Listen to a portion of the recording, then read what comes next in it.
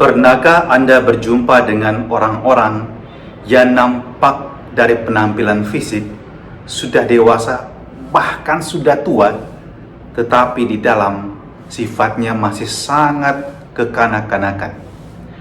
Orang-orang seperti ini biasanya dikendalikan pertama oleh emosi mereka. Ketika mereka marah, mereka tidak dapat mengontrol diri mereka. Emosi adalah anugerah Tuhan. Kita punya perasaan, dan itu membuat pembedaan juga dalam hidup kita. Kita bisa merasakan kegembiraan, merasakan kesedihan, merasakan kekhawatiran. Itu merupakan perasaan, sesuatu yang sifatnya netral. Tetapi kalau emosi, kemarahan, kemudian mengendalikan kita, dan bukan sebaliknya, kita menguasai perasaan kita, maka bisa muncul dalam sikap kita yang melukai orang lain, menyerang orang lain. Apapun juga, kalau sudah kita tidak senang, kita serang orang lain untuk membenarkan diri kita, atau hanya untuk melampiaskan kemarahan.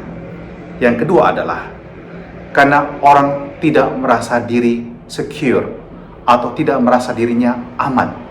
Seringkali orang mencoba untuk mengenakan topeng, mengenakan sesuatu yang mahal, menampilkan diri yang ideal, tetapi dirinya sendiri sebenarnya ada sesuatu yang dia tutupi. Dan ini seringkali juga menyebabkan orang memproyeksikan kelemahannya itu pada orang lain, dan suka mengkritik orang lain, mencela kekurangan orang lain, padahal itu sebenarnya ada di dalam dirinya. Yang ketiga adalah orang berpusat pada dirinya, menjadi sangat egosentris. Segalanya hanya untuk dirinya. Dia ingin dipuja, dipuji, mendapatkan kehormatan. Dan seringkali orang begini tidak merasa senang kalau melihat orang lain ternyata mendapatkan hal yang dia inginkan. Ada kecemburuan, dan kemudian kembali emosi menguasai dirinya dan mulai mencela, memfitnah orang lain. Orang-orang Farisi, beberapa di antara mereka hari ini dalam perikop Injil kita mengkritik murid-murid Yesus yang memetik bulir-bulir gandum pada hari Sabat. Dan seperti yang sudah pernah saya jelaskan, apa yang dibuat oleh murid-murid Yesus tidak melanggar peraturan Sabat, sebab Sabat diciptakan untuk kehidupan manusia. Dan kalau orang lapar, dia boleh mengambil sesuatu untuk dimakan.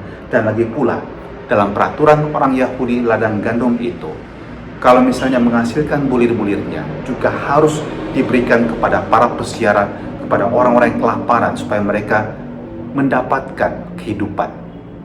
Jadi sebenarnya pusat persoalannya adalah kembali pada diri mereka yang tidak dewasa.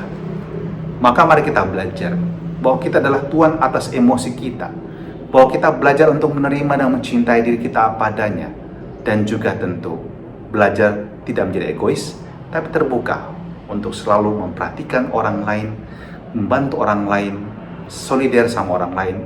Itu akan dapat membantu diri kita bertumbuh menjadi pribadi yang lebih dewasa. Tuhan berkati kami, dan semoga hari ini penuh dengan sukacita kami lewati. Dan semoga kami pun bertumbuh menjadi pribadi yang semakin dewasa, dalam nama Bapa dan Putra dan Roh Kudus. Amin.